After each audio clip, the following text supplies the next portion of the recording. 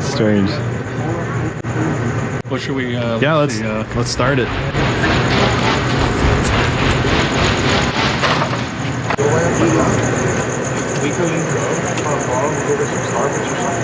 Yeah, I'd say it was probably the year 1982 that started it all. Actually, that would be my first year of high school, 1982. First year of high school, so you were like I was 14, 15. Yeah, just turned 15 that year. So that was an exciting time, you know, for movies. All movies, only movies, 24 hours a day. The Movie Channel feature presentation in stereo.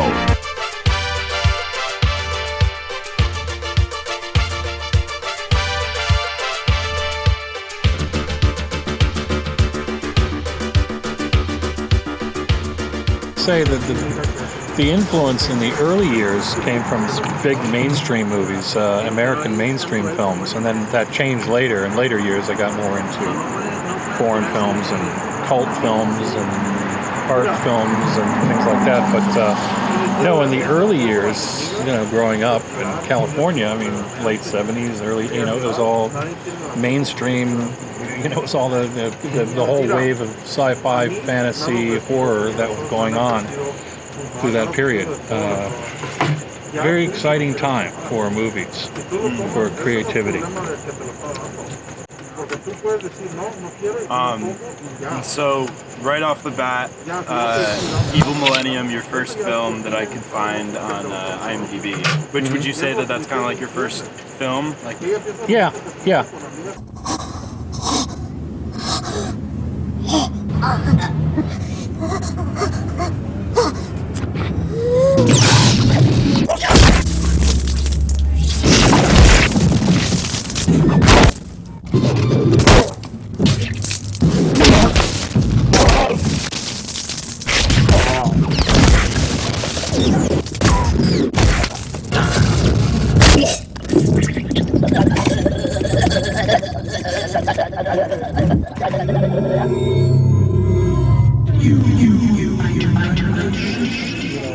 What was in my head? What was I trying to do?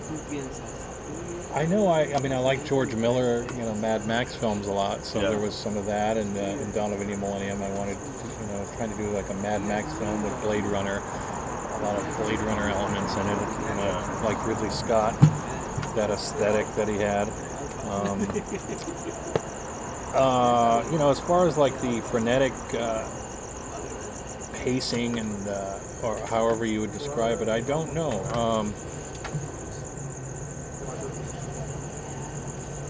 I think that just happened, you know. It's something that just happened in the filmmaking process.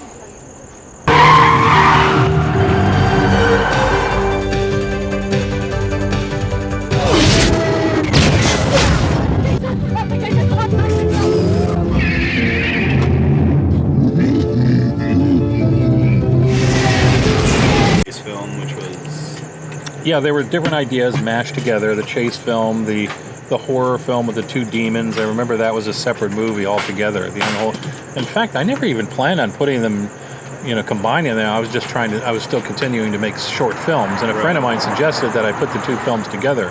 My friend Chad, by the way, who is, you know, longtime friend since high school, and he helped out on Reflections of Evil and contributed to ideas. So yeah, just combined them and made it all into, you know, I think I even added some shots in when I was in Hawaii in '91. Yeah. For that, you know, just to sort of throw in some extra new stuff because I was there for the solar eclipse of '91 and filmed the solar eclipse. So if there's a shot in there where it's a stop motion or, you know, single frame shot of the sun going dark and it's a black and white shot, that was actually the '91 solar eclipse.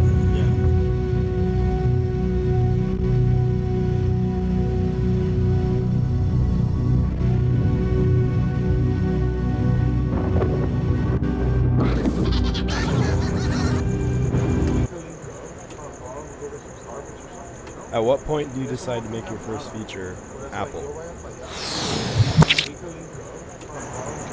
Oh, well, Apple, that was, that was like a very specific sort of mission to go out to Hawaii to do that.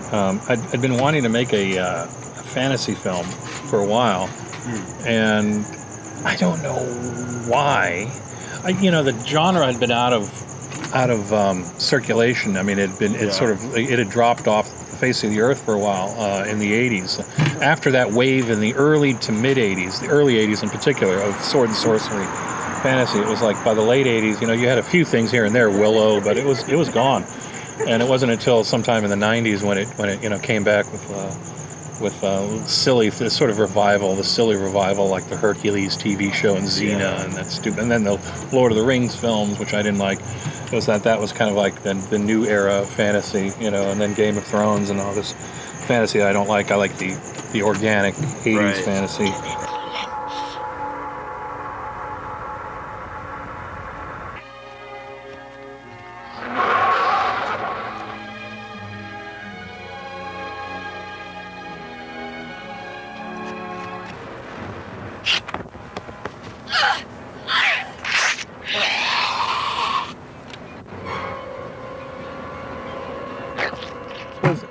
The whole Apple mission came about around early 90s, the Yuppie Fear era. I don't know why, it was such a, it was like, going to I went out there on my own to Hawaii. It was like traveling to an exotic location on my own to make this movie entirely on my own with no money. I mean, this was crazy. Like Herzog, if he didn't have any money and he traveled to the jungle to make Aguirre or something, with no money and no resources, he just went out there with a camera and put some ads in the paper and tried to get some local work and finance. It's something like that. So you went there with an idea of what you were doing, but no certifiable plan, kind of. Yeah, well, I had a little bit of a plan. I brought equipment with me. I brought a Steadicam Junior, Super 8 cameras. I brought some costume materials with me, and I think I had a costume made before going. So there was a little bit of preparation, and but I knew I had to cast it out there. I couldn't, fly any actors out. So, but I'd been out there before. See, I'd been living in Hawaii for. I was out there for about 6 months and shot some scenes in Dawn of the Millennium there, and so that was how that being out there. That was that exotic location. I knew it was made for doing this kind of film. So so I had it in my mind to go back and make it. I came back and then went back a year later. And I had ads running in the paper for almost the entire time I was out there. I was always looking for actors, and I had to keep replacing them because it took so long to shoot. That whole situation where it's just too much time goes by and you can't get your actors back. But it was amazing, though, the what I got done. The cooperation. I got 3 horses in the movie. I had some people who were, who had these horse trail, operated one of these horse trail things, and they were very supportive for independent. And they hauled the horses all the way down to this location I wanted to shoot at, and which, by the way, was an area I had a tent pitched where I was actually living, because I was living in a tent half the time I was down there. So on the beach. Yeah, you're just like, it's either the budget or me living in a hotel. Exactly. It was. I had to put all the money into the film, so I was living in a tent. Yeah.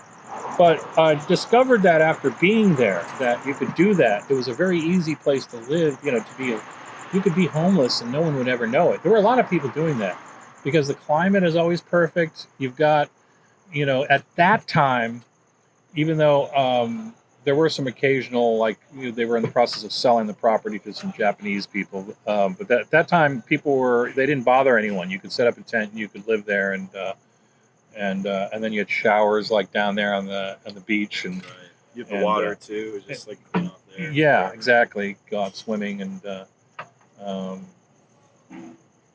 met a lot of nice people too, by the way, who were camping. Really, really nice people. Just people living out their life, trying to get by.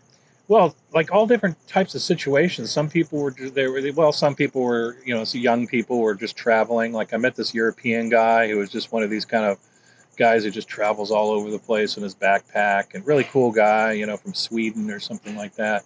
And he was also very, he helped me on the film a little bit while he was there, and then he took off, going, to some other, And yeah, I met a lot of really nice people, like all very supportive of the whole like endeavor.